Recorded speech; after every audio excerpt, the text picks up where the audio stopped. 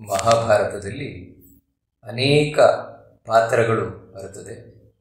ಆ ಅನೇಕ ಪಾತ್ರಗಳ ಪೈಕಿ ನಾವು ಪ್ರತಿ ವರ್ಷವೂ ಕೂಡ ನೆನಪಿಸಿಕೊಳ್ಳುವಂಥದ್ದು ಮುಖ್ಯವಾಗಿ ಕೃಷ್ಣನನ್ನು. ಅದಕ್ಕಾಗಿ ಕೃಷ್ಣ ಜಯಂತಿ ಮುಂತಾದವುಗಳನ್ನೆಲ್ಲ ನಾವು ಆಚರಣೆಯನ್ನು ಮಾಡಿದ್ದೇವೆ. ಕೃಷ್ಣನನ್ನು ಬಿಟ್ಟರೆ ನಂತರ ನಾವು ವರ್ಷದಲ್ಲಿ ನೆನಪಿಸಿಕೊಳ್ಳುವಂಥದ್ದು ಅಂತ ಹೇಳಿದರೆ ಭೀಷ್ಮಾಚಾರ್ಯರನ್ನು. ಅದಕ್ಕಾಗಿ ಭೀಷ್ಮಾಷ್ಟಮಿಯಿಂದ ನಾವು ಆಚರಣೆಯನ್ನು ಮಾಡ್ತೇವೆ. ಮಹಾಭಾರತದಲ್ಲಿ ದ್ರೋಣಾಚಾರ್ಯರು ಬರ್ತಾರೆ, ಕೃಪಾಚಾರ್ಯರು ಬರ್ತಾರೆ, ಈಗ ಅನೇಕ ಪಾತ್ರಗಳು ಬರ್ತದೆ. ಆದರೆ ಅವರೆಲ್ಲರಿಗಿಂತಲೂ ಹೆಚ್ಚಾಗಿ ನಾವು ಭೀಷ್ಮಾಚಾರ್ಯರನ್ನು ನೆನಪು ಮಾಡಿಕೊಳ್ತೇವೆ ಭೀಷ್ಮಾಷ್ಟಮಿಯಿಂದ. ಅದಕ್ಕಾಗಿ ಭೀಷ್ಮಾಷ್ಟಮಿಯಿಂದ ಆಚರಣೆ ಮಾಡ್ತೇವೆ. ಯಾಕೆ? ಕಾರಣ ಏನು? ಈ ಭೀಷ್ಮಾಚಾರ್ಯರ ಬಗ್ಗೆ ನಾವು ಇಷ್ಟೊಂದು ಒಲವನ್ನು ತೋರಿಸಲಿಕ್ಕೆ ಏನು ಕಾರಣ ಅಂತ ಹೇಳಿದರೆ, ಹೌದು, ಮಹಾಭಾರತದ ಪಾತ್ರಗಳೇ ಆ ರೀತಿ. ಮಹಾಭಾರತದಲ್ಲಿ ಒಂದೊಂದು ಪಾತ್ರವೂ ಕೂಡ ನಮಗೆ ಅನೇಕ ವಿಷಯಗಳನ್ನು ತಿಳಿಸಿಕೊಡ್ತದೆ. ಅದರಲ್ಲಿ ಈ ಭೀಷ್ಮರ ಪಾತ್ರ ಅಂತೂ ಕೂಡ ಅತ್ಯಂತ ರೋಚಕವಾಗಿರುವಂಥದ್ದು. ಅಷ್ಟು ಮಾತ್ರ ಅಲ್ಲ, ಅದು ನಮ್ಮ ಮನಸ್ಸನ್ನು ಬಹಳಷ್ಟು ಸೆಳೆಯುವಂಥದ್ದು. ಕಾರಣ ಏನು ಅಂತ ಹೇಳಿದರೆ, ಆ ಭೀಷ್ಮರ ಒಂದು ಜೀವನವೇ ಆ ರೀತಿ. ಇವತ್ತು ನಮಗೆ ಮಾರ್ಗದರ್ಶನವಾಗಿರುವಂಥದ್ದು ಭೀಷ್ಮರ ಜೀವನ. ನಾವು ಅದನ್ನು ನೋಡ್ತಾ ಹೋದ್ವು ಅಂತ ಹೇಳಿದರೆ, ಭೀಷ್ಮಾಚಾರ್ಯರು ಹುಟ್ಟಿದ್ದು ರಾಜನ ಮಗನಾಗಿ, ಶಂತನುವಿನ ಮಗನಾಗಿ ತಾವು ಹುಟ್ಟಿ ಬಂದದ್ದು. ಮೂಲತಃ ವಸು, ಅಷ್ಟವಸುಗಳಲ್ಲಿ ಒಬ್ಬ ದ್ಯು ಅಂತ. ಆ ದ್ಯು ಎಂಬಂತಹ ವಸುವೇ ತಾನು ಭೀಷ್ಮರಾಗಿ ಬಂದದ್ದು, ಶಂತನುವಿನ ಮಗನಾಗಿ. ಆದರೆ ಅವರ ಜೀವನ ಯಾವ ರೀತಿ ಇತ್ತು ಅಂತ ಹೇಳಿದ್ರೆ, ಭೀಷ್ಮಾಚಾರ್ಯರ ಜೀವನವನ್ನು ನಾವು ಮೊದಲಿನಿಂದ ಕಡೆಯ ತನಕ ನೋಡಿದರೆ 800 ವರ್ಷಗಳ ಕಾಲ ತಾವು ಬಾಳಿದವರು. ಆದರೆ ಸಂಘರ್ಷದಲ್ಲಿಯೇ ತಮ್ಮ ಜೀವನವನ್ನು ಕಳೆದರೆ ಹೊರತು ಅವರ ಜೀವನದಲ್ಲಿ ನಾವು ಸುಖವನ್ನು ಹುಡುಕಿದರೆ ಬಹಳ ಕಷ್ಟವೇ ಸಿಲುಕುವಂಥದ್ದು. ಮೊದಲಿಂದಲೂ ನಾವು ನೋಡ್ತಾ ಹೋದರೆ, ಯಾಕಂದರೆ ಅದರಿಂದಲೇ ಹೇಳಿದ್ದು, ನಮ್ಮ ಜೀವನಕ್ಕೆ ಒಂದು ಮಾರ್ಗದರ್ಶಕ ಯಾವುದು ಅಂತ ಹೇಳಿದರೆ ಭೀಷ್ಮರ ಜೀವನ. ಮೊದಲಿಂದಲೂ ತಾವು ಒಂದಲ್ಲ ಒಂದು ಸಮಸ್ಯೆಯಲ್ಲೇ ತಾವು ಸಿಲುಕಿದವರು ಭೀಷ್ಮಾಚಾರ್ಯರು. ಶಂತನುವಿನ ಮಗನಾಗಿ ಹುಟ್ಟಿದರು. ತಾಯಿ ಗಂಗೆಯೇ ತಾಯಿ, ಶಂತನುವೇ ತಂದೆ. ಶಂತನು ಅಂದ್ರೆ ಮತ್ಯಾರಲ್ಲ, ಸಾಕ್ಷಾತ್ ವರುಣದೇವನೇ. ಆದರೆ ಆಶ್ಚರ್ಯ ಏನಂತ ಹೇಳಿದ್ರೆ, ಭೀಷ್ಮಾಚಾರ್ಯರು ತಾವು ಹುಟ್ಟಿದ ಕೂಡಲೇ ತಂದೆಯಿಂದ ಬೇರಾದರು ಅಂತ ಹೇಳಿದ್ರೆ, ತಂದೆ ತಾಯಿಯಂದಿರ ಪ್ರೀತಿಯನ್ನು ಒಟ್ಟಿಗೆ ಕಾಣದ ಮಗು ಭೀಷ್ಮಾಚಾರ್ಯರು. ಯಾಕಂತ ಹೇಳಿದರೆ, ಗಂಗೆ ಯಾವಾಗ ಈ ಮಗುವನ್ನು ಹಡೆದು ಕೂಡಲೇ ಆ ಮಗುವನ್ನು ತಗೊಂಡು ತಾನು ಶಂತನುವಿಂದ ಬೇರೆ ಆಯಿತು. ಯಾಕಂದರೆ ಮೊದಲೇ ತಾನು ಶಂತನುವಿಗೆ ಒಂದು ಕಂಡೀಷನ್ ಅದನ್ನು ಹಾಕಿದ್ದು, ಕರಾರನ್ನು. ನಾನು ಯಾರು ಅಂತ ಕೇಳಬಾರದು, ನಾನು ಯಾಕೆ ಮಾಡ್ತಾ ಇದ್ದೇನೆ ಅಂತ ಕೇಳಬಾರದು, ನಾನು ಏನು ಮಾಡಿದ್ರು ತಡಿಬಾರದು ಅಂತ. ಇದಕ್ಕಿಂತ ಮೊದಲು 7 ಮಕ್ಕಳನ್ನು ಇವಳಿಗೆ ಗಂಗೆಗೆ ಹಾಕಿ ಕೊಂದಿದ್ಲು, ಹುಟ್ಟಿದ ಮಕ್ಕಳನ್ನು. ಸುಮ್ಮನೆ ಇದ್ದ ಶಂತನು. ಆದರೆ ಈ 8ನೇ ಮಗುವನ್ನು ಮಾತ್ರ ಅವನಿಗೆ ತಡೆದುಕೊಳ್ಳಿಕ್ಕೆ ಆಗಲಿಲ್ಲ. ಅದರಿಂದ ಕೇಳಿಬಿಟ್ಟ, ಯಾಕೆ ಈ ಮಗುವನ್ನು ಈ ರೀತಿ ಕೊಲ್ತಾ ಇದ್ದೀಯಾ, ಯಾರು ನೀನು ಅಂತ. ಕೂಡಲೇ, ನಾನು ಏನು ಹಿಂದೆ ಹೇಳಿದ ಕರಾರು, ಆ ಕರಾರನ್ನು ನೀವು ಮುರಿದಿದ್ದೀರಿ, ನಾನೇನು ಬರ್ತೇನೆ ಅಂತ ಹೇಳಿ ತಾನು ಗಂಗೆ ಅಂತ ಹೇಳಿ ಆ ಮಗುವನ್ನು ತಗೊಂಡು ಹೋಗಿಬಿಟ್ರು. ನೋಡಿ, ಹೀಗೆ ಆ ಭೀಷ್ಮ, ಅದೇ ದೇವವ್ರತ, ತಂದೆಯಿಂದ ದೂರಾದ ಹುಟ್ಟಿದ ಕೂಡಲೇ. ಹೌದು, ತಾಯಿಯ ಮಡಿಲಲ್ಲಿ ಬೆಳೆದ, ಗಂಗೆಯ ಮಡಿಲಲ್ಲಿ ಬೆಳೆದ ಒಂದು 14 ವರ್ಷದವರೆಗೆ. ಆನಂತರ ತಂದೆಯ ಬಳಿಗೆ ಬಂದ, ಶಂತನುವಿನ ಬಳಿಗೆ ಬಂದ. ಯಾಕಂದರೆ ಗಂಗೆ ಆಮೇಲೆ ತಂದು ಶಂತನುವಿಗೆ ಬಳಿಗೆ ಕೊಟ್ಟಲು, ನಿನ್ನ ಮಗವನ್ನು ನಿನಗೆ ಒಪ್ಪಿಸ್ತಾ ಇದ್ದೇನೆ ಅಂತ. ಆದರೆ ಆಗ ತಾಯಿ ಇಲ್ಲ. ಯಾಕಂದರೆ ಗಂಗೆ ಶಂತನುವಿನೊಟ್ಟಿಗೆ ನಂತರ ಇರಲಿಲ್ಲ. ಅವಳು ತಾನು ಹೊರಟೋದು. ಆಮೇಲೆ ತಂದೆ ಮಾತ್ರ. ಅಂದರೆ 14 ವರ್ಷದ ತನಕ ತಂದೆ ಇಲ್ಲ, 14 ವರ್ಷದ ಬಳಿಕ ತಾಯಿ ಇಲ್ಲ. ನೋಡಿ, ಇಲ್ಲಿಂದಲೇ ಪ್ರಾರಂಭ ಭೀಷ್ಮಾಚಾರ್ಯರ ಜೀವನ. ಅಷ್ಟಾದರೂ ಕೂಡ ಎದೆಗುಂದಿಲ್ಲ ಭೀಷ್ಮಾಚಾರ್ಯರು. ಅವರ ಜೀವನದಲ್ಲಿ ನಾವು ಮೊದಲಿಂದ ಕಡೆಯವರೆಗೂ ಕಾಣಬೇಕಾದದ್ದೇನು ಅಂತ ಹೇಳಿದರೆ, ಎಂಥ ಸಂಘರ್ಷಗಳು ಬಂದರೂ, ಎಂಥ ದುಃಖದ ಸನ್ನಿವೇಶ ಬಂದರೂ ಕೂಡ ಭೀಷ್ಮಾಚಾರ್ಯರು ಎದೆಗುಂದಿಲ್ಲ, ದುಃಖಕ್ಕೊಳಗಾಗಲಿಲ್ಲ. ಮತ್ತು ಎಲ್ಲ ಕಷ್ಟವನ್ನು ತಾವು ಎದುರಿಸಿ ಅಷ್ಟೇ ಭಕ್ತಿಯನ್ನು ಮಾಡಿದ್ರು ಕೃಷ್ಣನಲ್ಲಿ. ಇದನ್ನು ನಾವು ನೋಡಬೇಕಾದದ್ದು ಪ್ರತಿಯೊಂದು ಘಟನೆಯಲ್ಲೂ ಕೂಡ. ಹೌದು, ತಂದೆಯ ಪಾಲನೆ ಪೋಷಣೆಯಲ್ಲಿ ನಂತರ ಬೆಳೆದರು. ಶಂತನುವಾದರೂ ಭೀಷ್ಮಾಚಾರ್ಯರನ್ನ, ಅದೇ ದೇವವ್ರತನನ್ನ ಬಹಳ ಚೆನ್ನಾಗಿ ನೋಡಿಕೊಂಡ. ಆದ್ರೆ ನೋಡಿ ವಿಧಿ ಯಾವ ರೀತಿ ಬರೆದಿತ್ತು ಅಂತ ಹೇಳಿದ್ರೆ, ಮಗು ಆ ದೇವವ್ರತ ಮದುವೆ ವಯಸ್ಸಿಗೆ ಬಂದ. ನಿಜವಾಗ್ಲೂ ಕೂಡ ಮದುವೆ ವಯಸ್ಸಿಗೆ ಬಂದಾಗ ತಂದೆ ಒಂದು ಹೆಣ್ಣನ್ನು ನೋಡಿ ಮದುವೆ ಮಾಡುವಂಥದ್ದು, ಮಗನಿಗೆ ಮದುವೆ ಮಾಡುವುದು ನಾವು ಲೋಕದಲ್ಲಿ ನೋಡ್ತೇವಲ್ವ. ಆದರೆ ಈ ದೇವವ್ರತನ ಜೀವನದಲ್ಲಿ ಇದಕ್ಕೆ ವಿರುದ್ಧವಾಗಿತ್ತು. ಯಾವ ಸಂದರ್ಭದಲ್ಲಿ ತನ್ನ ತಂದೆ ತನಗೆ ಒಂದು ಹೆಣ್ಣನ್ನು ನೋಡಿ ಮದುವೆಗೆ ಮಾಡಬೇಕಾಗಿತ್ತು, ಅದೇ ಸಂದರ್ಭದಲ್ಲಿ ಈ ಭೀಷ್ಮಾಚಾರ್ಯ ಅದೇ ದೇವವ್ರತ ತನ್ನ ತಂದೆಗೆ ಒಂದು ಹೆಣ್ಣನ್ನು ನೋಡಿ ಮದುವೆ ಮಾಡಿದ. ನೋಡಿ ಎಂಥ ವಿಪರ್ಯಾಸ. ಅದು ತಂದೆ ಆ ಸತ್ಯವತಿಯಲ್ಲಿ ಆಸಕ್ತನಾಗಿದ್ದಾನೆ ಅಂತ ತಿಳಿದು ಆ ಸತ್ಯವತಿಯ ತಂದೆ ದಾಶರಾಜನ ಬಳಿಗೆ ಹೋಗಿ ಮಾತಾಡಿ, ನಿನ್ನ ಮಗಳನ್ನ ನನ್ನ ತಂದೆಗೆ ಕೊಟ್ಟು ಮದುವೆ ಮಾಡಬೇಕು ಅಂತ. ಇದೇನು ದೊಡ್ಡದಲ್ಲ ಅಂತ ನಾವು ಹೇಳ್ಬೋದು. ಹೌದಪ್ಪ, ತಂದೆಯ ಆಸೆಯನ್ನು ಪೂರ್ಣ ಮಾಡಲಿಕ್ಕೋಸ್ಕರ ಮಗ ಈ ರೀತಿ ಮಾಡಿರ್ಬೋದು, ಅದೇನು ದೊಡ್ಡದಲ್ಲ ಅಂತ ಸಾಮಾನ್ಯವಾಗಿ ನಾವು ಹೇಳ್ಬೋದು. ಆದರೆ ಅದಕ್ಕಿಂತಲೂ ಅತ್ಯಂತ ಕಠಿಣವಾದದ್ದು ನಾವೇನು ಕಾಣೋದು ಅಂತ ಹೇಳಿದ್ರೆ, ಹೌದು ತಂದೆಗೆ ಮದುವೆ ಮಾಡಿ ಆಮೇಲೆ ತಾನು ಮದುವೆ ಆಗ್ತಾನ ಅಂತ ಹೇಳಿದ್ರೆ ಇಲ್ಲ. ತಂದೆಗೋಸ್ಕರ, ತಂದೆಯ ಸುಖಕ್ಕೋಸ್ಕರ ತನ್ನ ಇಡೀ ಜೀವನದ ಸುಖವನ್ನೇ ತ್ಯಾಗ ಮಾಡಿದಂತಹ ಮಹಾವೀರ, ಒಬ್ಬ ತಪಸ್ವಿ ಈ ಭೀಷ್ಮಾಚಾರ್ಯರು. ಯಾಕಂದರೆ ದಾಶರಾಜ ತಾನು ಸತ್ಯವತಿಯನ್ನ ಶಂತನುವಿಗೆ ಕೊಟ್ಟು ಮದುವೆ ಮಾಡಬೇಕು ಅಂತ ಹೇಳಿದರೆ ಆ ಸತ್ಯವತಿಯ ಮಗನೇ ಮುಂದೆ ರಾಜ ಆಗಬೇಕು ಅಂತ ತಾನು ಹೇಳ್ತಾನೆ. ಆಯಿತು ಒಂದು ಭೀಷ್ಮಾಚಾರ್ಯರು ಅದೇ ದೇವವ್ರತ ತಾನು ಒಪ್ಪಿದ. ಆದರೆ ಇನ್ನೊಂದು ತಾನು ಹೇಳ್ತಾನೆ, ಹೌದು ಈಗೇನೋ ಈ ಸತ್ಯವತಿಯ ಮಗ ರಾಜ ಆಗ್ಬೋದು, ಆದರೆ ಅದರ ಮುಂದೆ ಯಾರು ರಾಜ ಆಗ್ತಾರೆ ಅಂದರೆ ನಿನ್ನ ಮಗ ರಾಜ ಆಗ್ತಾನೆ. ಯಾಕಂದರೆ ನೀನು ಹಿರಿಯ ಮಗ, ಈಗ ಹಾಗಾಗಬಾರ್ದು. ಮತ್ತೆ ಈ ಸತ್ಯವತಿಯ ಮಕ್ಕಳ ಸಂತತಿಯೇ ಮುಂದುವರಿಬೇಕು ಅಂತ. ಆಗ ಆ ದೇವವ್ರತ ಅತ್ಯಂತ ಭಯಂಕರವಾದ ಪ್ರತಿಜ್ಞೆಯನ್ನು ಮಾಡ್ತಾನೆ, ಶಪಥವನ್ನು. ನನ್ನ ಜೀವನದಲ್ಲಿ ನಾನು ಮದುವೆಯೇ ಆಗುವುದಿಲ್ಲ ಅಂತ. ಯಾಕಂದರೆ ಮದುವೆ ಆದರೆ ತಾನೇ ಈ ಸಮಸ್ಯೆ ಅಂತ ಹೇಳಿ ತಾನು ಮದುವೆ ಆಗದೆ ನಾನು ಬ್ರಹ್ಮಚಾರಿಯಾಗಿರ್ತೇನೆ, ಜೀವನ ಪರ್ಯಂತ ನಾನು ಬ್ರಹ್ಮಚಾರಿಯಾಗಿರ್ತೇನೆ ಅಂತ ಹೇಳಿ ಪ್ರತಿಜ್ಞೆಯನ್ನು ಮಾಡಿದ. ಸಾಮಾನ್ಯ ಪ್ರತಿಜ್ಞೆ ಅಲ್ಲ. ಯಾಕಂತ ಹೇಳಿದ್ರೆ ಆ ಯಾವ ಯೌವನದಲ್ಲಿ ಹೆಣ್ಣನ್ನು ಕಂಡ್ರೆ ಯಾರೂ ತಾನು ಮನಸ್ಸೋಲ್ತಾನೋ ಆ ವಯಸ್ಸಿನಲ್ಲಿ ಮದುವೆಯೇ ಆಗುವುದಿಲ್ಲ ಅಂಥೇಳಿ ಪ್ರತಿಜ್ಞೆಯನ್ನು ಮಾಡುವಂಥದ್ದು ಬಹಳ ಕಷ್ಟ. ಅಷ್ಟು ಮಾತ್ರ ಅಲ್ಲ, ತನ್ನ ತಂದೆಗೆ ತಾನು ಮದುವೆ ಮಾಡ್ತಾ ಇರಬೇಕಾದ್ರೆ ಒಳಗಿನಿಂದ ಅಯ್ಯೋ ನನಗೊಂದು ಮದುವೆ ಆಗಿದ್ರೆ ಆಗ್ತಿತ್ತಲ್ವಾ ಅಂತ ಎಲ್ಲಾದರೂ ಒಂಚೂರು ಯಾರಿಗಾದರೂ ಬರಲಿಕ್ಕೆ ಸಾಧ್ಯವೇ ಇದೆ. ಯಾಕಂದರೆ ವಯಸ್ಸೇ ಹಾಗೆ.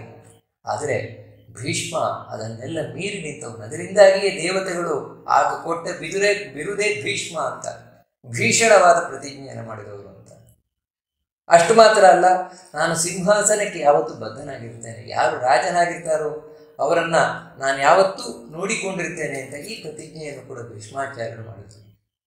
ಅಲ್ಲಿಗೆ ತಮ್ಮ ಸುಖಕ್ಕೆ ತಾವೇ ತಿರತರ್ಪಣ ಕೊಟ್ಟುಕೊಂಡಾಯಿತು. ಅಂದರೆ ಅಲ್ಲಿಗೆ ಮೊಟಕುಗೊಳಿಸಿದಾಗ ಆಯಿತು ಭೀಷ್ಮಾಚಾರ್ಯರು. ಆಮೇಲೆ ಏನಿದ್ರು ಬ್ರಹ್ಮಚಾರಿ ಅಲ್ಲ, ಇರಲಿ, ಹಾಗೆ ಮುಂದೆ ಆದರೂ ಸುಖ ಉಂಟಾ? ಇಲ್ಲ.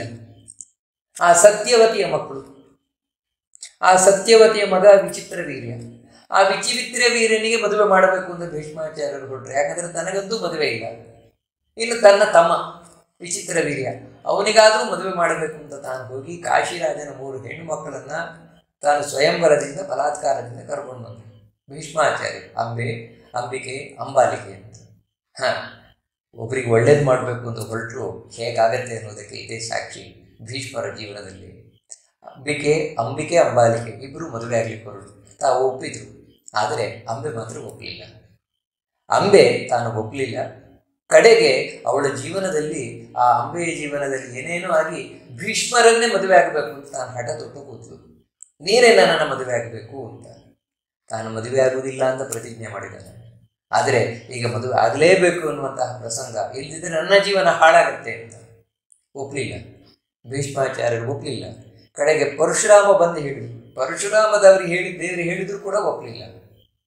ಕಡೆಗೆ ಆ ಅಂಬೆ ತಾನು ಬೇಸರದಿಂದ ತಪಸ್ಸು ಮಾಡಿ ಶಿವನನ್ನು ಒಲಿಸಿಕೊಂಡು ನಾನು ಈ ಭೀಷ್ಮನ ಸಾವಿಗೆ ಕಾರಣ ಆಗಬೇಕು ಅಂತ ಹೇಳಿ ಪ್ರಾಣವನ್ನು ತ್ಯಾಗ ಮಾಡಿದ್ರು. ಎಂಥ ದುರಂತ! ವಿಚಿತ್ರ ವೀರ್ಯನಿಗೆ ತನ್ನ ತಮ್ಮನಿಗೆ ಒಳ್ಳೇದು ಮಾಡಬೇಕು ಅಂತ ಹೋಗಿ ತನಗೇ ಕೆಡುಕನ್ನು ಮಾಡಿಕೊಂಡು ಭೀಷ್ಮಾಚಾರ್ಯರು ಅಂದರೆ ತಮ್ಮ ಸಾವನ್ನ ತಾವೇ ಸೃಷ್ಟಿಸಿಕೊಂಡಾಗ ಆಯಿತು. ಹೋಗಲಿ, ಮುಂದೆ ಆದರೂ ಸುಖ ಇದೆಯಾ ಭೀಷ್ಮಾಚಾರ್ಯರಿಗೆ ಅಂತ ಹೇಳಿದರೆ, ಹೌದು, ಆ ವಿಚಿತ್ರ ವೀರ್ಯ ತಾನು ಮಧ್ಯದಲ್ಲಿ ಸತ್ತೋದ.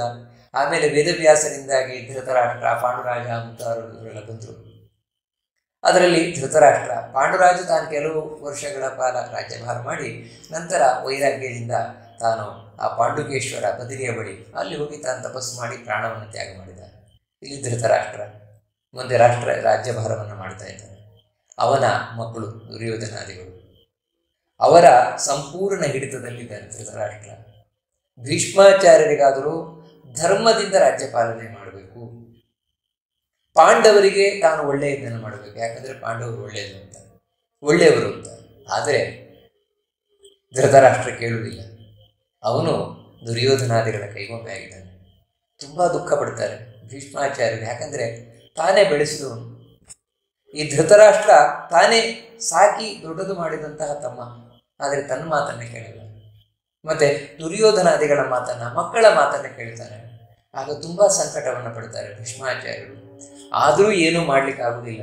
ಅಂದರೆ ಇದೆಲ್ಲ ಭೀಷ್ಮಾಚಾರ್ಯರ ಜೀವನದಲ್ಲಿ ನಾವು ಕಂಡಂತಹ ಕಷ್ಟಗಳು.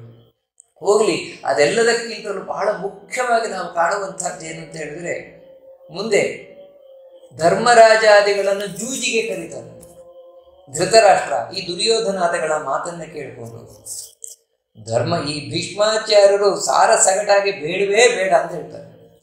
ಕರಿಬೇಡ, ಜೂಜಿಗೆ ಕರಿಬೇಡ ಅಂತ. ಆದರೆ ಧೃತರಾಷ್ಟ್ರ ಎಲ್ಲಿ ಕೇಳ್ತಾನೆ? ಧರ್ಮರಾಜ ಈ ದುರ್ಯೋಧನಾದಿಗಳ ಹಿಡಿತದಲ್ಲಿ ಸಿಕ್ಕಿದವನು ಭೀಷ್ಮಾಚಾರ್ಯರ ಮಾತನ್ನು ಎಲ್ಲಿ ಕೇಳ್ತಾನೆ? ಅದಕ್ಕಾಗಿ ಕರೆದ. ಆ ಜೂಜಿನಲ್ಲಿ ಧರ್ಮರಾಜಾದಿಗಳು ಎಲ್ಲ ಕಳ್ಕೊಂಡ್ರು. ಕಡೆಗೆ ದ್ರೌಪದಿಯನ್ನು ಸಭೆಗೆ ಎಳ್ಕೊಂಡು ಬಂದರು.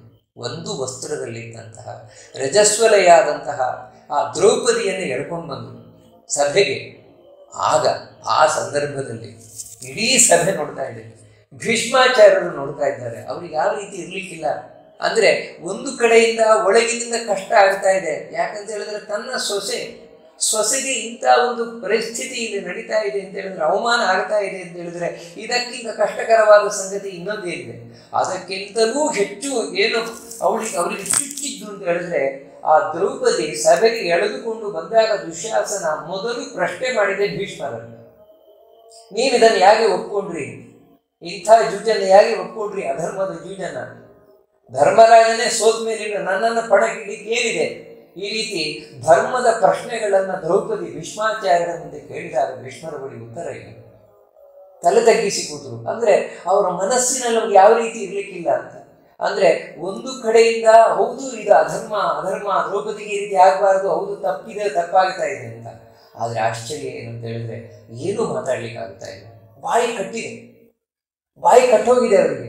ಏನಂದ್ರೆ ಏನೋ ಒಂಥರ ದಾಕ್ಷಿಣ್ಯ, ಒಳಗಿನಿಂದ ದಾಕ್ಷಿಣ್ಯ. ಏನಂದ್ರೆ ಸಿಂಹಾಸನಕ್ಕೆ ನಾನು ಕಟ್ಟು ಬಿದ್ದಿದ್ದೇನೆ, ಸಿಂಹಾಸನಕ್ಕೆ ವಿರುದ್ಧವಾಗಿ ಮಾತಾಡಬಾರ್ದು, ಧೃತರಾಷ್ಟ್ರಾದಿಗಳಿಗೆ ವಿರುದ್ಧವಾಗಿ ಮಾತಾಡಬಾರ್ದು.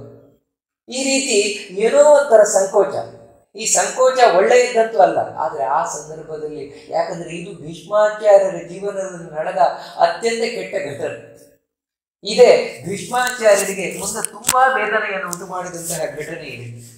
ಆ ದ್ರೌಪದಿಗೆ ವಸ್ತ್ರಾಪಹರಣ ನಡಿಬೇಕಾದ್ರೆ, ದ್ರೌಪದಿಗೆ ಅವಮಾನ ಆಗಬೇಕಾದ್ರೆ ತಾವು ಏನೂ ಮಾತನಾಡದೆ ಮೌನವಾಗಿದ್ದು ಬಿಟ್ಟು, ಎಲ್ಲಿವರೆಗೆಂದರೆ ದ್ರೌಪದಿ ಪ್ರಶ್ನೆ ಮಾಡಿದಾಗ ಸಮೇತ ಉತ್ತರ ಕೊಡ್ಲಿಕ್ಕಾಗದೆ, ನಿನ್ನ ಗಂಡನನ್ನೇ ಕೇಳು, ಧರ್ಮರಾಜನನ್ನೇ ಕೇಳು ಅಂತ ಹೇಳಿ ತಾವು ಜಾರಿಕೊಂಡ್ಬಿಟ್ರು ಭೀಷ್ಮಾಚಾರ್ಯರು.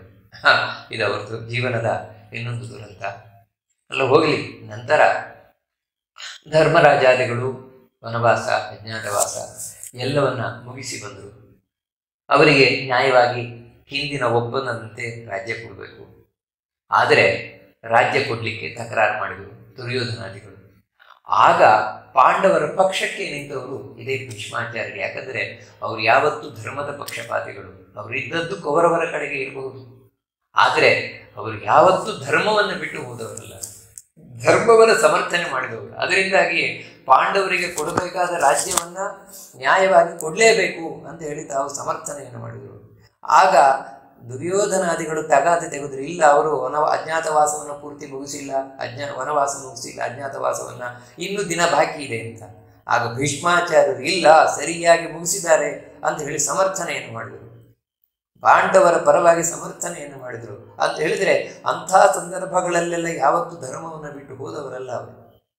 ಆದರೆ ಇದು ಯಾವುದನ್ನೂ ದುರ್ಯೋಧನಾದಿಗಳು ಕೇಳುವ ಪರಿಸ್ಥಿತಿ ಇರಲಿಲ್ಲ. ಮುಂದೆ ಯುದ್ಧ ಸಿದ್ಧ ಆಗೇ ಬಿಡ್ತು. ಆದರೆ ಆ ಯುದ್ಧದಲ್ಲಿ ಭೀಷ್ಮಾಚಾರ್ಯರು ಕೌರವರ ಪಕ್ಷಕ್ಕೆ ನಿಲ್ಲಬೇಕಾಯಿತು. ಆಶ್ಚರ್ಯ, ಅವರು ಪಾಂಡವರ ಪರವಾಗಿ ಸಮರ್ಥನೆ ಮಾಡಿದವರು. ಪಾಂಡವರು ಸರಿಯಾಗಿದ್ದಾರೆ, ಪಾಂಡವರ ಪಕ್ಷ ಸರಿಯಾಗಿದೆ, ಪಾಂಡವರಿಗೆ ಕೊಡಬೇಕಾದ ರಾಜ್ಯವನ್ನು ಕೊಡಬೇಕು, ಪಾಂಡವರು ಒಳ್ಳೆಯವರು, ಇಷ್ಟೆಲ್ಲ ಪಾಂಡವರ ಪರವಾಗಿ ತಾವು ಸಮರ್ಥನೆಯನ್ನು ಮಾಡಿದರೂ ಕೂಡ ಕೊನೆಗೆ ತಾವು ಸೇರಿದ್ದು ಕೌರವರ ಪಕ್ಷವನ್ನು ಯುದ್ಧಕ್ಕೆ. ಇದೇ ವಿಪರ್ಯಾಸ. ಅಂದರೆ ಭೀಷ್ಮರ ಜೀವನ ಯಾವ ರೀತಿ ದುರಂತದಿಂದ ಕೂಡಿತ್ತು. ಕೌರವರ ಪಕ್ಷದಲ್ಲಿ ತಾವು ನಿಂತು ಯುದ್ಧ ಮಾಡಬೇಕಾಯಿತು. ಕಾರಣ ಏನು ಅಂತ ಹೇಳಿದ್ರೆ, ತಾನು ಯಾವತ್ತು ಸಿಂಹಾಸನಕ್ಕೆ ಕಟ್ಟಿಬಿಟ್ಟಿದ್ದೇನೆ, ಆ ಕಾರಣದಿಂದ. ಮತ್ತಿನ್ನೊಂದೇನೆಂದರೆ, ತನ್ನ ಸಮಾನರು ದ್ರೋಣಾಚಾರ್ಯರು, ಕೃಪಾಚಾರ್ಯರು ಇವರೆಲ್ಲರೂ ಕೌರವ ಪಕ್ಷದಲ್ಲಿದ್ದಾರೆ. ಹಾಗಾಗಿ ಕೌರವರ ಪಕ್ಷದಲ್ಲಿ ತಾವು ನಿಂತರು ಭೀಷ್ಮಾಚಾರ್ಯರು. ಆ ಸಂದರ್ಭದಲ್ಲಿ ಕಡೆಯ ಪ್ರಯತ್ನವಾಗಿ ಕೃಷ್ಣ ಸಂಧಾನಕ್ಕೆ ಬಂದ.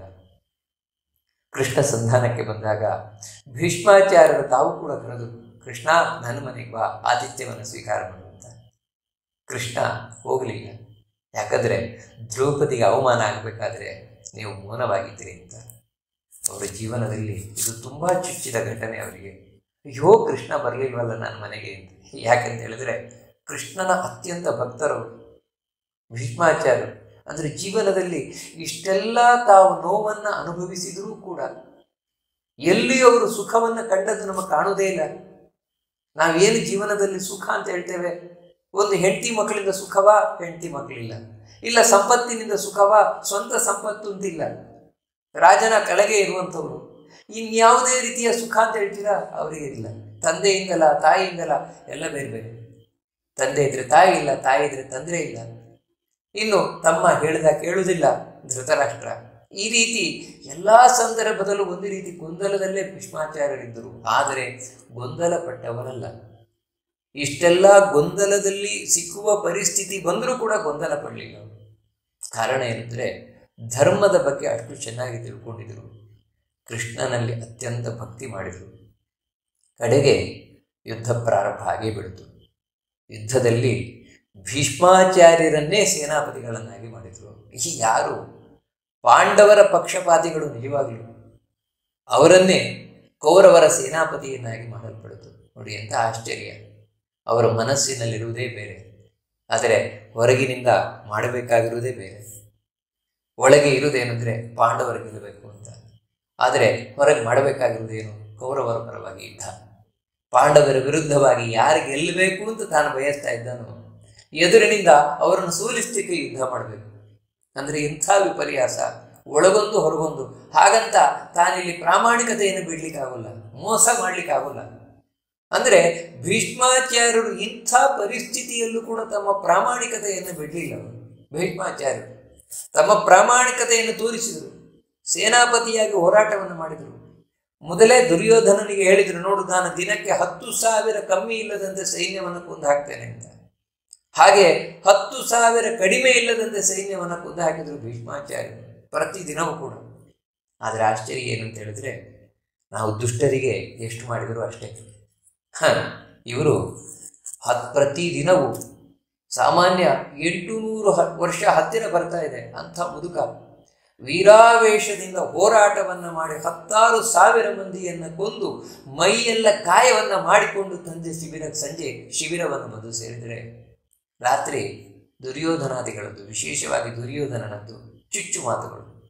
ನೀವು ಪಾಂಡವರ ಪಕ್ಷಪಾತಿಗಳು, ನೀವು ಸರಿಯಾಗಿ ಯುದ್ಧ ಮಾಡೋದಿಲ್ಲ, ನೀವು ನಮಗೆ ಗೆಲ್ಲಬೇಕು ಅಂತ ಯುದ್ಧ ಮಾಡೋದಿಲ್ಲ. ಯಾಕಂದರೆ ನೀವು ಮನಸ್ಸು ಮಾಡಿದರೆ ಇಷ್ಟು ದಿನ ಯುದ್ಧ ಮುಂದುವರಿಲೇಬೇಕಾಗಿಲ್ಲ, ಒಂದೇ ದಿನಕ್ಕೆ ನೀವೆಲ್ಲ ಮುಗಿಸ್ಬಿಡ್ಬೋದು. ಯಾಕಂದರೆ ನೀವು ಇಚ್ಛಾಮರಣಿಗಳು. ಹೀಗೆಲ್ಲ ಆಕ್ಷೇಪ. ಅವರಿಗೆ ರಣರಂಗದಲ್ಲಿ ಬಾಣ ಚುಚ್ಚಿ ಗಾಯ ಆಗ್ತಾ ಇತ್ತಲ್ವ, ಅದಕ್ಕಿಂತಲೂ ಹೆಚ್ಚು ವೇದನೆ ಆಗ್ತಾ ಇದ್ದದ್ದು ಈ ದುರ್ಯೋಧನ ಚುಚ್ಚು ಮಾತುಗಳು. ಯಾರಿಗೋಸ್ಕರ ನಾನು ನನ್ನ ಮನಸ್ಸಿನ ಅಭಿಪ್ರಾಯವನ್ನು ಬಿಟ್ಟು ಹೋರಾಟವನ್ನು ಮಾಡ್ತಾ ಇದ್ದೇನೋ ಅಂಥ ದುರ್ಯೋಧನನೇ ನನ್ನ ಮೇಲೆ ಇಷ್ಟು ಮಾತಾಡ್ತಾನಲ್ಲ, ಅವನಿಗೆ ನನ್ನ ಮೇಲೆ ಇಷ್ಟು ನಂಬಿಕೆ ಇಲ್ವಲ್ಲ ಅಂತೇಳಿ ಬಹಳ ಬೇಸರವನ್ನು ಪಡ್ಕೊಳ್ತಾರೆ. ಎಲ್ಲಿವರೆಗೆಂದರೆ ಒಂದು ಸಲ ಅವ್ರಿಗೆ ಹೇಳಿದ್ದು ಕೂಡ ಉಂಟು, ಆಯಿತು ನಾಳೆ ನೀನೇ ಹೋಗು, ನಾನು ಹೋಗುವುದಿಲ್ಲ ಅಂತ. ಕೃಷ್ಣಾರ್ಜುನರು ಮತ್ಯಾರು ಅಂತ ತಿಳ್ಕೊಂಡಿದ್ದೀಯಾ? ಸಾಕ್ಷಾತ್ ನರನಾರಾಯಣರು. ನಿನಗಿದನ್ನು ಬಹಳ ಬಾರಿ ಹೇಳಿದ್ದೇನೆ, ನಿನಗೆ ಗೊತ್ತಾಗುವುದಿಲ್ಲ, ಹೋಗು ನಾಳೆ ನೀನು ಅವರನ್ನು ಎದುರಿಸು, ಯುದ್ಧ ಮಾಡು, ಗೊತ್ತಾಗತ್ತೆ ಅಂತ. ಹೀಗೆ ತಾವು ಬೈದದ್ದು ಕೂಡ ಉಂಟು ಭೀಷ್ಮಾಚಾರ್ಯರು. ಹೀಗೆ ದಿನಾಗಲೂ ಬೆಳಗ್ಗೆ ಯುದ್ಧಕ್ಕೆ ಹೋಗಬೇಕಾದ್ರೆ ಪಾಂಡವರಿಗೆ ಜಯವಾಗಲಿ ಅಂತ ದೇವರ ಹತ್ರ ಪ್ರಾರ್ಥನೆ ಮಾಡ್ತಾ ಇದ್ರು. ಆದರೆ ರಣರಂಗವನ್ನು ಪ್ರವೇಶ ಮಾಡಿದ ಕೂಡಲೇ ಅದೇ ಪಾಂಡವರು ಸೋಲ್ಲಿ ಅಂತ ತಾವು ಯುದ್ಧ ಮಾಡ್ತಾ ಇದ್ರು. ಭೀಷ್ಮಾಚಾರ್ಯರು ಇದು ಮೋಸವ, ಕಪಟವ ಅಂತ ಹೇಳ್ತೀರಾ? ಇಲ್ಲ. ಮತ್ತು ಅವರ ಮನಸ್ಸಿನ ಅಭಿಪ್ರಾಯ ಒಂದು ಬೇರೆ ಇತ್ತು. ಆದರೆ ರಣರಂಗದಲ್ಲಿ ಮಾತ್ರ ತಾನು ಯಾವ ಕೆಲಸಕ್ಕೆ ನಿಯೋಜಿಸಲ್ಪಟ್ಟಿದ್ದೇನೋ ಅದನ್ನು ಪ್ರಾಮಾಣಿಕತೆಯಿಂದ ತಪ್ಪದೆ ತಾವು ಮಾಡಿದರು. 10 ದಿನಗಳ ಕಾಲ ಹೋರಾಟವನ್ನು ಮಾಡಿದರು ಭೀಷ್ಮಾಚಾರ್ಯರು. ಆಶ್ಚರ್ಯ, ಕಡೆಗೆ ಅವರ ಸಾವು ಸಮೀಪಿಸಿತು. ಹೇಗೆ ನೋಡಿ, ಅದು ಆಶ್ಚರ್ಯ. ತನ್ನ ಸಾವನ್ನು ತಾನೇ ಹೇಳಬೇಕಾಗಿ ಬಂತು.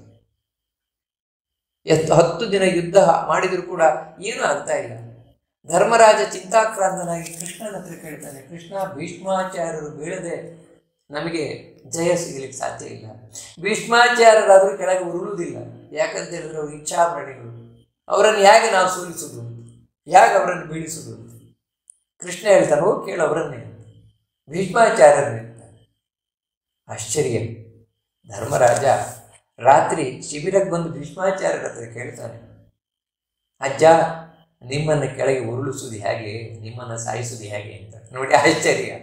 ಜೀವನದಲ್ಲಿ ಯಾರೇ ಒಬ್ಬ ವ್ಯಕ್ತಿಯನ್ನು ಕೂಡ ನಿಮ್ಮನ್ನು ಕೊಲ್ಲುವುದು ಹೇಗೆ ಅಂತ ಕೇಳಿ ಕೊಲ್ಲುವುದು ಯಾರನ್ನಾದರೂ ಉಂಟ?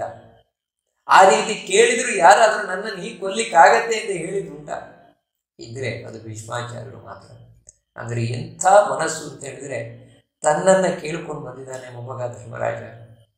ತಾವೇ ಹೇಳಿದರು, ನೋಡಪ್ಪ, ಶಿಖಂಡಿಯನ್ನು ಮುಂದೆ ನಿಲ್ಲಿಸಿದರೆ ನಾನು ಯುದ್ಧ ಮಾಡುವುದಿಲ್ಲ, ಶಿಖಂಡಿಯ ಮುಂದೆ ಯುದ್ಧ ಮಾಡುವುದಿಲ್ಲ, ಬಿಲ್ಲನ್ನು ತ್ಯಾಗ ಮಾಡ್ತೇನೆ. ತನ್ನ ಸಾವಿನ ರಹಸ್ಯವನ್ನು, ಅಂದರೆ ತಾನು ಹೇಗೆ ಕೆಳಗೆ ಉರುಳುತ್ತೇನೆ ಆ ರಹಸ್ಯವನ್ನು ತಾನೇ ತಿಳಿಸಿಕೊಟ್ರು ಭೀಷ್ಮಾಚಾರ್ಯರು. ಅಲ್ಲ, ಇದು ಮೋಸ ಅಲ್ವಾ? ಅಂದರೆ ಮೋಸ ಅಲ್ಲ. ಮತ್ತು ಇದು ಯಾರು ವಿನಯದಿಂದ ಕೂಡಿದವರಿದ್ದಾರೆ, ಭಕ್ತರಿದ್ದಾರೆ, ಅವರಿಗೆ ಮಾಡುವ ಅನುಗ್ರಹ. ದುರ್ಯೋಧನ ಒಂದೊಮ್ಮೆ ಇದೇ ಕೇಳಿದರೆ, ಇದೇ ರೀತಿಯ ವಿನಯದಿಂದ ಭೀಷ್ಮಾಚಾರ್ಯರನ್ನು ಕೇಳಿದರೆ, ನಾನು ಹೇಗೆ ಪಾಂಡವರನ್ನು ಗೆಲ್ಲುವುದು ಅಂತ ಅವನಿಗೂ ಹೇಳ್ತಾ ಇದ್ರೇನು ಅದಗ್ರಹ ಗುಡ್ಡನು. ಆದರೆ ಅವನು ಕೇಳಲಿಕ್ಕೆ ಬರಲೇ ಇಲ್ಲ. ದುರ್ಯೋಧನ ಪ್ರತಿದಿನವೂ ಭೀಷ್ಮಾಚಾರ್ಯರನ್ನು ಆಕ್ಷೇಪ ಮಾಡಿದ್ಬಿಟ್ರೆ ಇನ್ನೇನು ಮಾಡಲೇ ಇಲ್ಲ. ಆದರೆ ಧರ್ಮರಾಜ ವಿನಯದಿಂದ ಕೇಳಿದ. ಭೀಷ್ಮಾಚಾರ್ಯರು ತಮ್ಮನ್ನು ಕೆಳಗೆ ಉರುಳಿಸುವ ರಹಸ್ಯವನ್ನು ತಾವೇ ಹೇಳಿದರು. ಮಾರನೇ ದಿನ ಹಾಗೆಯೇ ಶಿಖಂಡಿಯನ್ನು ಮುಂದೆ ನಿಲ್ಲಿಸಿ ಅರ್ಜುನ ಭೀಷ್ಮಾಚಾರ್ಯರನ್ನು ಕೆಳಗೆ ಉರುಳಿಸಿದ. ಬಾಣದ ಮಂಚವನ್ನದಲ್ಲಿ ಮಲಗಿಸಿದ. ಬಾಣದ ಮಂಚ ಮಾಡಿಕೊಡು ಅಂತ ಹೇಳಿದರು. ಅದು ಬಾಣದ ಮಂಚ ಅಂತ ಹೇಳಿದ್ರೆ ಯಾವ ರೀತಿ? ಒಂದೊಂದು ಬಾಣಗಳು ದೇಹವನ್ನು ಹೊಕ್ಕು ಹೊರಗೋಗಿದೆ. ಹಾಗೆ ಪ್ರತಿಯೊಂದು ಬಾಣ ಉಚ್ಚಿಚ್ಚಿಕೊಂಡಿದೆ ದೇಹಕ್ಕೆ. ಅಂಥ ಬಾಣದ ಮಂಚದಲ್ಲಿ ತಾವು ಮಲಗಿದ್ರು ಭೀಷ್ಮಾಚಾರ್ಯರು. ಆಶ್ಚರ್ಯ ಏನು ಅಂತ ಹೇಳಿದ್ರೆ, ಆ ರೀತಿ ಬಿದ್ದಿದ್ದಾರೆ. ದುರ್ಯೋಧನಾದಿಗಳೆಲ್ಲ ಬಂದರು. ತನ್ನನ್ನು ಕೆಳಗೆ ಉರುಳಿಸಿದಂಥವರ ಬಗ್ಗೆ, ಸ್ವಲ್ಪನಾದರೂ ತನ್ನನ್ನು ಸೋಲಿಸಿದವರ ಬಗ್ಗೆ, ಅದು ಶಿಖಂಡಿಯನ್ನು ಎದುರಿಗೆ ನಿಲ್ಲಿಸಿ ಸೋಲಿಸಿದವರು ಅರ್ಜುನ, ಕೋಪ ಇದೆಯಾ? ಇಲ್ವೇ ಇಲ್ಲ. ಭೀಷ್ಮಾಚಾರ್ಯರು ಆಗಲೂ ಕೂಡ ದುರ್ಯೋಧನನಿಗೆ ಹೇಳುವುದೇನೆಂದರೆ, ದುರ್ಯೋಧನ, ನೋಡಿದ್ಯಾ ಅರ್ಜುನನ ಪರಾಕ್ರಮ, ಪಾಂಡವರ ಪರಾಕ್ರಮ? ಇಲ್ಲ, ಪಾಂಡವರನ್ನು ಗೆಲ್ಲಿಕ್ಕಾಗೋಲ್ಲ. ಪಾಂಡವರೊಟ್ಟಿಗೆ ನೀನು ರಾಜಿ ಮಾಡ್ಕೋ, ಸಂಧಾನ ಮಾಡ್ಕೋ ಅಂತ ಹೇಳಿ ತನ್ನನ್ನು ಕೆಳಗೆ ಉರುಳಿಸಿದ ಅರ್ಜುನನನ್ನು ಹೊಗಳುತ್ತಾರೆ ಹೊರತು ಭೀಷ್ಮಾಚಾರ್ಯರು ಬೈಯುವುದಿಲ್ಲ. ಅಂದರೆ ಎಂಥ ಉದಾರವಾದ ಮನಸ್ಸು! ಒಬ್ಬನಲ್ಲಿರುವ ಪರಾಕ್ರಮವನ್ನು ಯಾವ ರೀತಿ ನೋಡಿದ್ದಾರೆ ಭೀಷ್ಮಾಚಾರ್ಯರು. ದಿಂಬು ಬೇಕು ಅಂತ ಹೇಳಿದರು. ಕೂಡಲೇ ಅರಮನೆಯಿಂದ ದಿಂಬನ್ನು ತರಿಸಲಿಕ್ಕೆ ಕಳಿಸ್ಕೊಟ್ಟ ದುರ್ಯೋಧನ. ಬೇಡ, ನನಗೆ ಅದಲ್ಲ ಅಂತೇಳಿ, ನನಗೆ ಎಂಥ ದಿಂಬು ಬೇಕು ಅನ್ನೋದು ಅರ್ಜುನನಿಗೆ ಗೊತ್ತು ಅಂತ ಆ ರಣರಂಗದಲ್ಲಿ ಕೇವಲ ಬಾಣವನ್ನೇ ಆ ತಲೆ ಕೆಳಗೆ ನೆಟ್ಟ. ಆ ತಲೆಯೇ, ಆ ಒಂದು ಬಾಣವೇ ಅವರಿಗೆ ತಲೆಗೆ ಆಧಾರ ಆಯಿತು ಭೀಷ್ಮಾಚಾರ್ಯರಿಗೆ. ನಂತರ ಆ ರಣರಂಗದಲ್ಲಿಯೇ ತಾವು ಮಲ್ಕೊಂಡ್ರು. ಯುದ್ಧ ಮುಗಿಯುವಷ್ಟು ಕಾಲವೂ ಹಾಗೆ ಮಲ್ಕೊಂಡ್ರು. ಆ ಬಾಣದ ನೋವನ್ನು ಅನುಭವಿಸ್ತಾ ತಾವು ಕಳೆದರು. ಇಡೀ ಜೀವನವೇ ನೋವಿನಲ್ಲಿ ಕಳೆದವರು. ಅವರಿಗೆ ಈ ಬಾಣದ ನೋವೇನು ಹೆಚ್ಚಾಗಲೇ ಇಲ್ಲ ಅಂತ ಕಾಣಿಸ್ತದೆ. ಹಾಗಾಗಿ ಆ ನೋವನ್ನು ತಡ್ಕೊಂಡ್ರು. ಯಾಕಂದರೆ ಹೌದು, ನಾನು ದ್ರೌಪದಿಗೆ ಅವಮಾನ ಮಾಡಬೇಕಾದ್ರೆ, ಕೃಷ್ಣನಿಗೆ ಸಭೆಯಲ್ಲಿ ಅವಮಾನ ಮಾಡಬೇಕಾದ್ರೆ ಸುಮ್ಮನೆ ಕೂತಿದ್ದೆ, ಪ್ರತಿಭಟನೆ ಮಾಡಲಿಲ್ಲ. ಅದಕ್ಕಾಗಿ ನಾನು ಶಿಕ್ಷೆ ಅನುಭವಿಸಬೇಕು ಅಂತಲೇ ಏನು ತಾವೇ ಆ ಬಾಣದ ಹಾಸಿಗೆಯಲ್ಲಿ ಮಲ್ಕೊಂಡ್ರು. ಕಡೆಗಾಗಬೇಕಾದ್ರೆ ಆ ಭೀಷ್ಮಾಚಾರ್ಯರ ಮಹತ್ವ ಕೃಷ್ಣನಿಗೆ ಗೊತ್ತಿದೆ ನೋಡಿ. ಅದರಿಂದಾಗಿ ಪಾಂಡವರು ರಾಜ್ಯವನ್ನು ಪಡೆದರು. ಧರ್ಮರಾಜ ಗೊಂದಲಕ್ಕೊಳಗಾಗಿದ್ದ. ಅಯ್ಯೋ, ನಾನು ಮೋಸ ಮಾಡಿದೆ, ನಾನು ತಪ್ಪು ಮಾಡಿದೆ ಅಂತ. ಅದಕ್ಕೋಸ್ಕರ ಧರ್ಮರಾಜನಿಗೆ ಸರಿಯಾದ ಬುದ್ಧಿಯನ್ನು ಕಲಿಸಲಿಕ್ಕೋಸ್ಕರ, ಈ ಭೀಷ್ಮರಲ್ಲಿರುವಂತಹ ಜ್ಞಾನವನ್ನು ಮುಂದಿನ ಪೀಳಿಗೆ ಕೊಡಲಿಕ್ಕೋಸ್ಕರ, ಯಾಕಂದರೆ ಭೀಷ್ಮಾಚಾರ್ಯರು ಕೇವಲ ಒಬ್ಬ ಕ್ಷತ್ರಿಯ ವೀರ ಅಲ್ಲ, ಮತ್ತು ಮಹಾಜ್ಞಾನಿ, ಸಾಮಾನ್ಯ ಜ್ಞಾನಿ ಅಲ್ಲ, ಮಹಾಜ್ಞಾನಿ. 800 ವರ್ಷದಲ್ಲಿ 525 ವರ್ಷಗಳ ಕಾಲ ಕೇವಲ ಅಧ್ಯಯನವನ್ನು ಮಾಡಿದಂತಹ ಮಹಾಜ್ಞಾನಿ. ಅದರಿಂದಾಗಿ ಆ ಭೀಷ್ಮರ ಜ್ಞಾನ ಮುಂದಿನ ಪೀಳಿಗೆಗೆ ಬರಬೇಕು, ಅಲ್ಲಿಗೆ ನಿಂತು ಹೋಗಬಾರದು. ಅದಕ್ಕಾಗಿ ಕೃಷ್ಣ ಆ ಧರ್ಮರಾಜಾದಿಗಳನ್ನು ಭೀಷ್ಮಾಚಾರ್ಯರ ಬಳಿಗೆ ಕರ್ಕೊಂಡು ಬಂದ. ಅವರೆಲ್ಲಿ ಮಲ್ಕೊಂಡಿದ್ದಾರೆ ಅಲ್ಲಿಗೆ ಕರ್ಕೊಂಡು ಬಂದ. ಯಾವಾಗ ಭೀಷ್ಮಾಚಾರ್ಯರು ಧರ್ಮರಾಜನಿಗೆ ಉಪದೇಶ ಕೊಡ್ತಾರೆ ಅಂತ ಗೊತ್ತಾಯಿತು, ಆ ಭೀಷ್ಮಾಚಾರ್ಯರ ಮಹತ್ವವನ್ನು ಎಲ್ಲ ಋಷಿಮುನಿಗಳು ಅರಿತವರಾಗಿದ್ದಾರೆ. ಅದಕ್ಕೆ ಎಲ್ಲ ಋಷಿಮುನಿಗಳು ಅಲ್ಲಿ ಬದುಕುತ್ತಿದ್ದಾರಂತೆ, ಭೀಷ್ಮರ ಉಪದೇಶವನ್ನು ಕೇಳಬೇಕು ಅಂತ. ಅಂದರೆ ಭೀಷ್ಮಾಚಾರ್ಯರು ಎಂಥ ಮಹತ್ವ ಉಳ್ಳವರು ಅಂತ, ಅವರಲ್ಲಿ ಎಂಥ ಜ್ಞಾನ ಇತ್ತು ಅಂತ.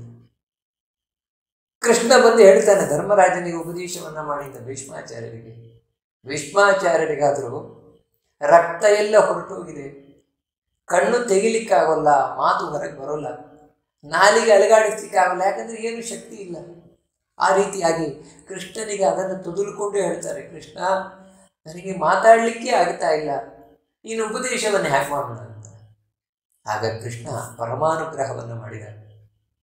ಇದೇ ನಾವು ಗಮನಿಸಬೇಕಾದದ್ದು. ಭೀಷ್ಮಾಚಾರ್ಯರ ಜೀವನದಲ್ಲಿ ಹೊರಗಿನಿಂದ ಅವರಿಗೆ ಏನೂ ಸುಖ ಇಲ್ಲ ಅಂತ ನಮಗೆ ಕಾಣಬಹುದು, ಆದರೆ ಮುಖ್ಯವಾಗಿ ಅವರಿಗೆ ಅಂತರಂಗದ ಸುಖ, ಅದೇ ಕೃಷ್ಣನ ಅನುಗ್ರಹ. ಅದು ಮಾತ್ರ ಎಲ್ಲ ಕಡೆಯವರಿಗಾಗಿದೆ, ಕೃಷ್ಣನ ಅನುಗ್ರಹ. ಅದರಿಂದಾಗಿ ಭೀಷ್ಮಾಚಾರ್ಯರು ತಾವು ಆ ಯಾವ ದುಃಖವನ್ನು ದುಃಖ ಅಂತ ಎಣಿಸಲೇ ಇಲ್ಲ. ಇಲ್ಲಿಯೂ ಅದೇ ರೀತಿ ಕೃಷ್ಣ ಅವರಿಗೆ ಪರಮಾನುಗ್ರಹ ಮಾಡ್ತಾನೆ. ಅದರಿಂದಾಗಿ ಅವರಿಗೆ ಒಳ್ಳೆ ಶಕ್ತಿ ಬರ್ತದೆ. ಆ ಶಕ್ತಿಯಿಂದಾಗಿ 56 ದಿನಗಳ ಕಾಲ ಭೀಷ್ಮಾಚಾರ್ಯರ ಉಪದೇಶವನ್ನು ಮಾಡ್ತಾರೆ. ಸಾಮಾನ್ಯ 56 ದಿನ ಅಂತ ಇಟ್ಕೊಳ್ಬೋದು, ಸಾಮಾನ್ಯ ತಾವು ಉಪದೇಶವನ್ನು ಮಾಡಿದ್ದಾರೆ. ಅದೇ ಮಹಾಭಾರತದ ದೊಡ್ಡ ಪರ್ವ, ಶಾಂತಿ ಪರ್ವ, ಅನುಶಾಸನ ಪರ್ವ. ಇಡೀ ಮಹಾಭಾರತದಲ್ಲಿ ಸಾರ ಭಾಗವೇ ಅದು ಭೀಷ್ಮಾಚಾರ್ಯರ ಉಪದೇಶ. ಎಲ್ಲಿವರೆಗೆ ಅಂದರೆ ಇವತ್ತು ಪ್ರತಿ ಮನೆಯಲ್ಲಿ ಹೇಳುವಂತಹ ವಿಷ್ಣು ಸಹಸ್ರ ನಾಮವೇ ಈ ಭೀಷ್ಮಾಚಾರ್ಯರು ಕೊಟ್ಟ ಕೊಡುಗೆ. ವೇದವ್ಯಾಸರು ಅದಕ್ಕೆ ಭೀಷ್ಮಾಚಾರ್ಯರ ಬಾಯಿಂದಲೇ ಆ ವಿಷ್ಣು ಸಹಸ್ರನಾಮವನ್ನು ತಾವು ಹೇಳುತ್ತಾರೆ. ಒಬ್ಬ ಜೀವನದಲ್ಲಿ ತಿಳಿಯಬೇಕಾದದ್ದೆಲ್ಲ ಭೀಷ್ಮರ ಉಪದೇಶದಲ್ಲಿದೆ. ಹೀಗೆ ಆ ಭೀಷ್ಮಾಚಾರ್ಯರಂತಹ ಮಹಾಜ್ಞಾನಿ ತಾನು ಜೀವನದಲ್ಲಿ ಏನೇನೇ ಕಷ್ಟಗಳನ್ನು ಅನುಭವಿಸಿದರೂ ಕೂಡ ಆ ಎಲ್ಲ ಕಷ್ಟವನ್ನು ತಾವೇ ನುಗ್ಗಿಕೊಂಡ್ರು. ಆದರೆ ಸಮಾಜಕ್ಕೆ, ಮುಂದಿನ ಪೀಳಿಗೆಗೆ ತಾವು ಅಮೃತದಂತಿರುವಂತಹ ಉಪದೇಶವನ್ನು ಕೊಟ್ಟರು ಭೀಷ್ಮಾಚಾರ್ಯರು. ಅದರಿಂದಾಗಿಯೇ ಮುಂದಿನ ಪೀಳಿಗೆ ಪ್ರತಿ ವರ್ಷವೂ ಅವರನ್ನು ಸ್ಮರಿಸಿಕೊಳ್ಳುತ್ತದೆ. ಕಾರಣ ಏನೆಂದರೆ ಅಂಥ ಜ್ಞಾನಿಗಳು, ಅವರ ಜೀವನವೇ ನಮಗೆ ಮಾರ್ಗದರ್ಶಕ, ಅವರ ಉಪದೇಶವೇ ಮಾರ್ಗದರ್ಶಕ. ಜೀವನ ಹೇಗೆ ಮಾರ್ಗದರ್ಶಕ ಅಂದರೆ ಜೀವನದಲ್ಲಿ ಕಷ್ಟದ ಮೇಲೆ ಕಷ್ಟ ಬರ್ಬೋದು, ಸೋಲಿನ ಮೇಲೆ ಸೋಲಾಗಬಹುದು, ಆದರೆ ಯಾವುದಕ್ಕೂ ನಾವು ಎದೆಗುಂದಬಾರದು, ಎಲ್ಲವನ್ನು ಎದುರಿಸಬೇಕು ಭೀಷ್ಮಾಚಾರ್ಯರ ಹಾಗೆ. ಯಾಕಂತ ಹೇಳಿದ್ರೆ ಎಲ್ಲ ದೇವರಿಂದ ಕೊಡಲ್ಪಟ್ಟದ್ದು ಅಂತ.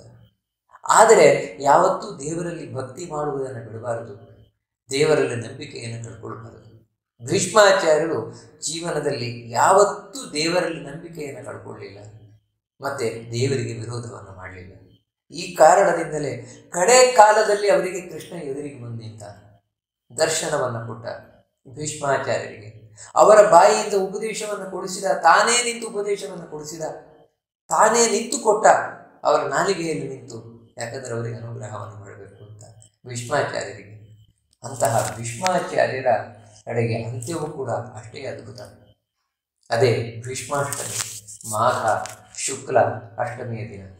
ತಾವು ಉತ್ತರಾಯಣಕ್ಕೋಸ್ಕರ ಕಾಯ್ತಾ ಕೂತಿದ್ದು ಅವತ್ತು ತಾವು ಪ್ರಾಣವನ್ನು ತ್ಯಾಗ ಮಾಡಿದರು. ಅದು ಕೂಡ ಮಹಾಭಾರತ ಹೇಳ್ತದೆ. ಅಲ್ಲಿವರೆಗೆ ಬಾಣಗಳೆಲ್ಲ ಚುಚ್ಚಿಕೊಂಡಿದ್ದಂತೆ. ಆದರೆ ಯಾವಾಗ ಭೀಷ್ಮಾಚಾರ್ಯರು ಪ್ರಾಣವನ್ನು ತ್ಯಾಗ ಮಾಡಬೇಕು ಅಂತ ತಾವು ಇಚ್ಛಿಸಿದರು, ಕೂಡಲೇ ಒಂದೊಂದೇ ಬಾಣಗಳು ದೇಹದಿಂದ ತುಂಡು ತುಂಡು ತುಂಡು ತುಂಡಾಗಿ ಕೆಳಗೆ ಬೀಳಲಿಕ್ಕೆ ಶುರುವಾಯ್ತಂತೆ. ಅಂದರೆ ಎಂಥ ಜ್ಞಾನಿಗಳು ಅಂತ. ಇದರಿಂದ ನಾವು ತಿಳ್ಕೊಳ್ಬೇಕಾದದ್ದು, ಅಲ್ಲಿವರೆಗೆ ಅವರು ಬೇಕು ಅಂತಲೇ ತಾವು ದೇಹದಲ್ಲಿ ಬಾಣವನ್ನು ಚುಚ್ಚಿಸಿಕೊಂಡು ಕೂತದ್ದು. ಯಾಕಂದ್ರೆ ನಾನು ನೋವು ಅನುಭವಿಸಬೇಕು, ನಾನು ಮಾಡಿದ ತಪ್ಪಿಗೆ ಶಿಕ್ಷೆಯನ್ನು ಅನುಭವಿಸಬೇಕು ಅಂತ ಹೇಳಿಯೇ ತಾವು ಕೂತಿದ್ರು ಅಂತ ಕಾಣಿಸ್ತದೆ. ಏನಂದ್ರೆ ಮುಖ್ಯವಾಗಿ ಕೃಷ್ಣನಿಗೆ ಅವಮಾನ ಮಾಡಬೇಕಾದ್ರೆ, ಅಂದ್ರೆ ಆ ಕೃಷ್ಣ ಸಂಧಾನಕ್ಕೆ ಬಂದಾಗ ತಾವು ಪ್ರತಿಭಟನೆ ಮಾಡದೇ ಇದ್ದದ್ದು. ದ್ರೌಪದಿಗೆ ವಸ್ತ್ರಾಪಹರಣ ಆಗ್ಬೇಕಾದ್ರೆ ತಾವು ಪ್ರತಿಭಟನೆ ಮಾಡದೇ ಇದ್ದದ್ದು. ಕೌರವರ ಪಕ್ಷದಲ್ಲಿ ನಿಂತು ಹೋರಾಟವನ್ನು ಮಾಡಿದ್ದು. ಅದಕ್ಕೆಲ್ಲ ತಾನು ಶಿಕ್ಷೆ ಅನುಭವಿಸಬೇಕು ಅಂತ ಕೂತಿದ್ರು. ಮತ್ತೇನೊಂದು ಶಾಪ ಅಂತಿದ್ದೇ ಇದೆ. ಆ ಶಾಪದಿಂದಾಗಿ ಅವರು ಈ ರೀತಿ ಅನುಭವಿಸಬೇಕಾಯ್ತು. ಯಾಕಂದ್ರೆ 8 ಜನರ ನೋವಿನ ವೇದನೆಯನ್ನು ಇವರು ಅನುಭವಿಸಬೇಕು ಅಂತ ಹೇಳುವುದು ಬ್ರಹ್ಮಶಾಪ. ಆ ದ್ಯುನಾಮಕ ವಸುವಿಗೆ ಆ ನೋವನ್ನು ಅನುಭವಿಸಲಿಕ್ಕೂ ಅದು ಒಂದು ಕಾರಣ. ತಾವು ಅನುಭವಿಸಿ ಕಡೆಗಾಗಬೇಕಾದರೆ ತಮ್ಮ ಇಚ್ಛೆಯಿಂದ ಆ ಎಲ್ಲ ಬಾಣಗಳು ತುಂಡು ತುಂಡು ತುಂಡು ತುಂಡಾಗಿ ಹೋಯಿತು. ಅಷ್ಟು ಮಾತ್ರ ಅಲ್ಲ, ದೇಹದಲ್ಲಿ ಗಾಯವೇ ಇಲ್ಲಂತೆ. ಗಾಯ ಎಲ್ಲ ಮಾಸಿ ಹೋಯ್ತಂತೆ. ಕಾಯದ ಕಲೆಯೂ ಮಾಸಿ ಹೋಯ್ತಂತೆ. ಅವರು ಆ ಪ್ರಾಣವನ್ನು ತ್ಯಾಗ ಮಾಡಬೇಕಾದ್ರೆ ಯೋಗಿಗಳು ಯಾವ ರೀತಿ ಪ್ರಾಣವನ್ನು ತ್ಯಾಗ ಮಾಡ್ತಾರೆ, ಆ ರೀತಿ ಯೋಗಿಗಳಂತೆ ಈ ಭೀಷ್ಮಾಚಾರ್ಯರು ಕಡೇ ಕಾಲದಲ್ಲಿ ಕೃಷ್ಣನನ್ನು ಸ್ಮರಿಸ್ತಾ ಪ್ರಾಣವನ್ನು ತ್ಯಾಗ ಮಾಡಿದರು. ಒಂದೇನು ಅಂತ ಹೇಳಿದ್ರೆ, ಅವರು ಇನ್ನೂ ದ್ಯುನಾಮಕ ವಸುವಾಗಿ ಇರಬೇಕಾಗಿದೆ. ಅದಕ್ಕಾಗಿ ಕಡೇ ಒಂದು ಸೆಕೆಂಡಲ್ಲಿ ದೇವರ ಮೊರೆಗೂ ಬಂದವರಿಗೆ. ಯಾಕಂದ್ರೆ ಮುಂದೆ ದ್ಯುನಾಮಕ ವಸುವಾಗಬೇಕು ಅಂತ. ಹಾಗಿಲ್ಲದೆ ಇದ್ರು ಯೋಗಿಗಳಂತೆ ತಾವು ದೇಹವನ್ನು ತ್ಯಾಗ ಮಾಡಿ ಭೀಷ್ಮಾಚಾರ್ಯರು ತಾವು ಹೊರಟವರು. 800 ವರ್ಷಗಳ ಕಾಲ ಇಲ್ಲಿದ್ದವರು. ಭರತ ವಂಶವನ್ನು ಮುಂದುವರಿಸಿದವರು. ಅಷ್ಟು ಮಾತ್ರ ಅಲ್ಲ, ಅದ್ಭುತವಾದ ಜ್ಞಾನವನ್ನು ನಮಗೆ ಕೊಟ್ಟವರು. ಅದಕ್ಕಾಗಿಯೇ ಅವರನ್ನು ನಾವು ಪ್ರತಿ ವರ್ಷವೂ ನೆನಪಿಸಿಕೊಳ್ಳುವಂಥದ್ದು. ಯಾಕಂತ ಹೇಳಿದ್ರೆ ಭೀಷ್ಮಾಚಾರ್ಯರಿಗೆ ಮಕ್ಕಳಿಲ್ಲ, ಯಾರೂ ಇಲ್ಲ. ಹಾಗಿದ್ರೂ ತೊಂದರೆ ಇಲ್ಲ. ಯಾಕಂತ ಹೇಳಿದ್ರೆ ಅಂಥ ದೊಡ್ಡ ಜ್ಞಾನಿಗಳಿಗೆ ನಾವೇ ಎಲ್ಲರೂ ಕೂಡ ಮಕ್ಕಳಾಗಿರುವಂಥವ್ರು. ಆ ಕಾರಣದಿಂದಲೇ ಎಲ್ಲರೂ ತಂದೆ ತಾಯಿ ಇರುವಂಥವ್ರು ಇರ್ಬೋದು, ಇಲ್ಲದೇ ಇರುವವರು ಇರ್ಬೋದು, ಎಲ್ಲರೂ ಕೂಡ ಭೀಷ್ಮಾಷ್ಟಮಿಯಂದು ಕೃಷ್ಣನಿಗೆ ಭೀಷ್ಮಾಚಾರ್ಯರಿಗೆ ಖಂಡಿತವಾಗಿ ನಾವು ಅರ್ಘ್ಯವನ್ನು ಕೊಡಲೇಬೇಕಾದದ್ದು. ಕೈಯಲ್ಲಿ ಬೊಗಸೆಯಲ್ಲಿ ನೀರನ್ನು ಹಾಕಿಕೊಂಡು ಅದನ್ನು ಒಂದು ತಟ್ಟೆಗೆ ನಾವು ಬಿಡುವ ಮೂಲಕ ಈ ಮಂತ್ರವನ್ನು ಹೇಳ್ತಾ, ವಸೂನಾಂ ಅವತಾರಾಯ ಶಂತನೋರಾತ್ಮಜಾಯ ಚ ಅರ್ಘ್ಯಂ ದದಾಮಿ ಭೀಷ್ಮಾಯ ಆಬಾಲ ಬ್ರಹ್ಮಚಾರಿಣಿ ಅಂತ ಹೇಳಿ ಶಂತನುವಿನ ಮಗನಾದ ವಸುವಿನ ಅವತಾರವಾದ ಭೀಷ್ಮಾಚಾರ್ಯರಿಗೆ, ಯಾರಿಗೆ ಅಂದರೆ ಆಬಾಲ ಬ್ರಹ್ಮಚಾರಿಣಿ, ಸಣ್ಣಲ್ಲಿಂದಲೂ ಬ್ರಹ್ಮಚರ್ಯದಲ್ಲೇ ಇದ್ದಂತಹ ಭೀಷ್ಮಾಚಾರ್ಯರಿಗೆ ಈ ಅರ್ಘ್ಯವನ್ನು ಕೊಡ್ತೇನೆ ಅಂತ ಪ್ರತಿಯೊಬ್ಬರು ಕೂಡ ನಾವು ಅರ್ಘ್ಯವನ್ನು ಕೊಡುವ ಮೂಲಕ ಅಂತಹ ಮಹಾತ್ಮರಿಗೆ, ಆ ಭೀಷ್ಮಾಚಾರ್ಯರಿಗೆ ನೆನಪನ್ನು ಮಾಡಿಕೊಳ್ಳುವುದು ಮಾತ್ರ ಅಲ್ಲ, ಅವರ ಅನುಗ್ರಹವನ್ನು ಪಡೀಲಿಕ್ಕೋಸ್ಕರ, ಆ ಭೀಷ್ಮರನ್ನು ಸ್ಮರಣೆ ಮಾಡಿಕೊಳ್ಳುವ ಮೂಲಕ ಕೃಷ್ಣನ ಅನುಗ್ರಹವನ್ನು ಪಡೀಲಿಕ್ಕೋಸ್ಕರ ಅರ್ಘ್ಯವನ್ನು ಕೊಡ್ತಾ ಅವರ ಸ್ಮರಣೆಯನ್ನು ನಾವು ಪ್ರತಿ ವರ್ಷವೂ ಕೂಡ ಮಾಡಿಕೊಡ್ಬೇಕಾದದ್ದು ಅಂತ ಹೇಳ್ತಾ ಈ ಉಪನ್ಯಾಸವನ್ನು ಆ ಮಧ್ವಾಂತರ್ಗತ ಭಗವಂತನಿಗೆ ಅರ್ಪಣೆಯನ್ನು ಮಾಡೋಣ. ಶ್ರೀಕೃಷ್ಣ ಅರ್ಪಣಂ.